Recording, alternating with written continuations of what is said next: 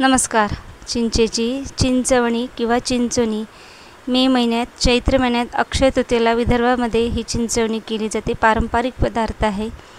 आजी त्यानंतर आई ज्या पारंपरिक पद्धतीने ही चिंचवणी करत आली आहे तीच पारंपरिक पद्धत, अगदी सर्वात सोपी पद्धत चिंचवणी करण्याची तुम्हाला आज दाखवते आहे. तेव्हा चला झटपट या कृतीकडे जाऊया. सर्वात आधी मी जे साहित्य लागणार आहे ते साहित्य दाखवते.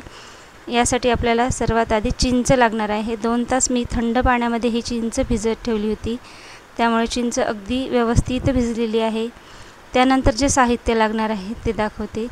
यासाठी आपल्याला गहुला कचुला लागणार आहे. मार्केटमध्ये या दिवसात गहुला कचुला मिळतो. चारोळी लागणार आहे आणि चिंचेसोबतच मी 2 तास 1 चम्मच तांदूळ पाण्यामध्ये भिजत टाकले होते ते घेतले आहे. सुकं खोबरं किसून घेतलं आहे आणि विलायचीची पूड घेतली आहे. तुम्ही अख्खी विलायचीसुद्धा घेऊ शकता.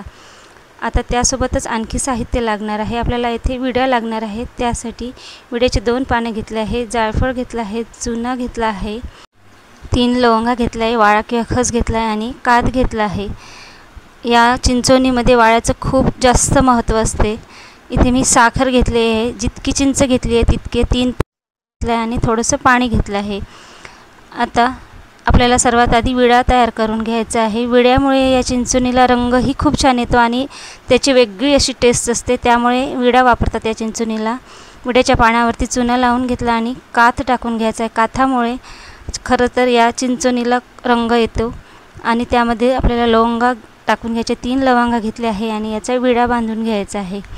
आता हा विडा आपल्याला मिक्सरच्या पॉटमध्ये बारीक करून घ्यायचा आहे. त्यासाठी मिक्सरचा पॉट घेतला आहे आणि विडा अशा प्रकारे तोडून टाकते, म्हणजे मिक्सरच्या पॉटमध्ये निघायला सोपा जाईल. देठासहितच मी इथे विड्याची पानं घेतली होती.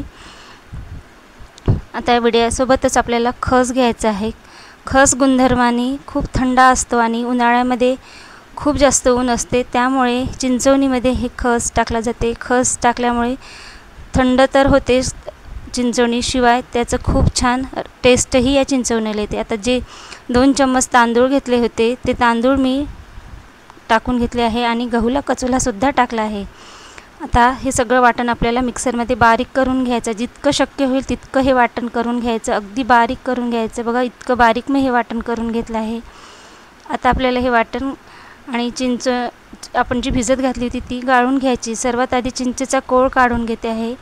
चिंच 2 तास पाण्यात भिजवली होती, त्यामुळे ती अगदी व्यवस्थित भिजवली आहे. हाताने चोळून चोळून मी हे चिंचेचा कोळ काढून घेते आहे. त्यामध्ये थोडंसं पाणी टाकून घ्यायचं आणि व्यवस्थित हा कोळ हाताने असा चोळून चोळून घ्यायचा, म्हणजे कोळ अगदी व्यवस्थित निघते.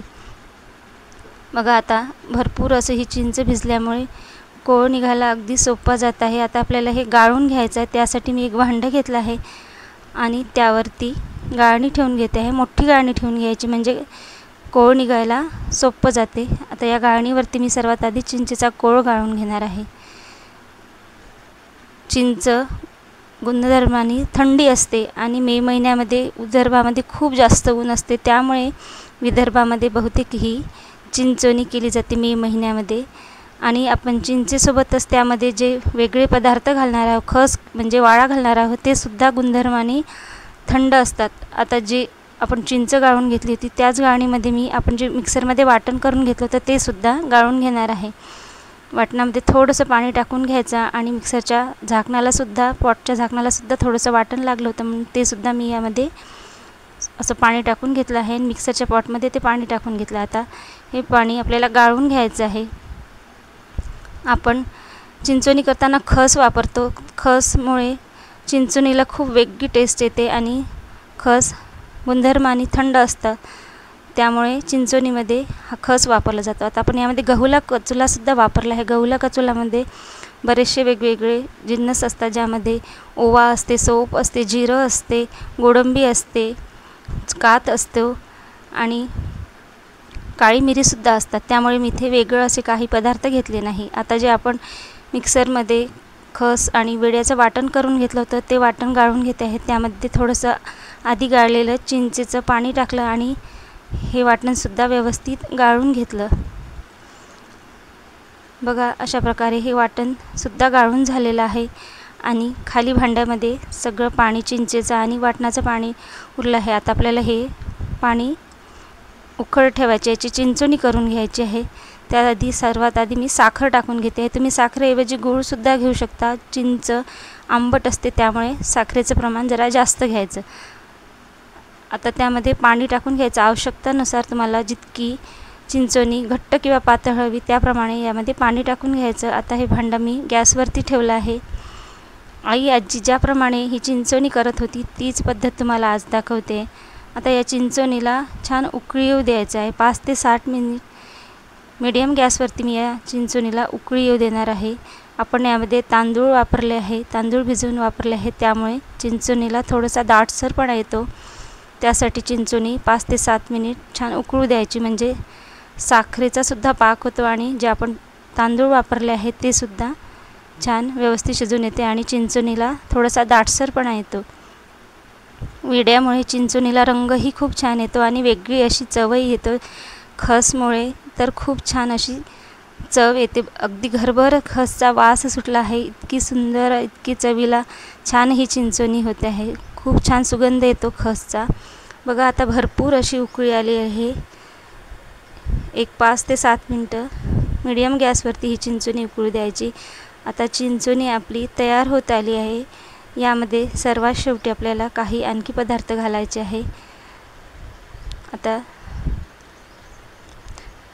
मी त्यामध्ये सर्वात शेवटी घालणार आहे जे आपण वेलचीचं पावडर घेतलं होतं ते वेलचीचं पावडर टाकत आहे आणि चारोळी घेतली होती ती चारोळी टाकते आहे.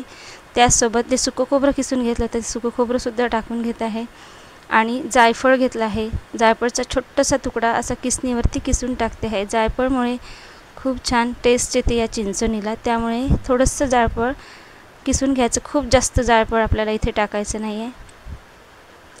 आता ही चिंचोनी अगदी तयार झाली आहे खायला. सगळं साहित्य एकदा परत मिक्स करून घ्यायचं आणि ही चिंचोनी थंड झाल्यावरती खायचं. गॅस मी इथे बंद केला आहे आणि चिंचोनी थंड करायला घेतली. बघा याचा रंग किती सुंदर झाला आणि अगदी परफेक्ट तयार झाली आहे. आता ही चिंचोनी थंड झाली आहे आणि तुम्ही ही चिंचोनी कुरड्यासोबत, गव्हाच्या पापड्यासोबत किंवा पोळीसोबतसुद्धा खाऊ शकता. कारण आपण यामध्ये तांदळाचं पीठ वापरलं आहे, तांदूळ भिजवून वापरलं आहे, त्यामुळे अगदी व्यवस्थित याला दाटसरपणा आलेला आहे. रंग बघा याचा किती सुंदर झाला आहे. तुम्हाला आजची ही चिंचोनी कशी वाटली, चिंचोनी तयार करण्याची पद्धत कशी वाटली ते कमेंट करून नक्की सांगा. आणि चिंचोनी व्हिडिओ आवडला तर व्हिडिओला एक लाईक जरूर करा. अक्षय तृतीयाच्या सर्वांना खूप खूप शुभेच्छा.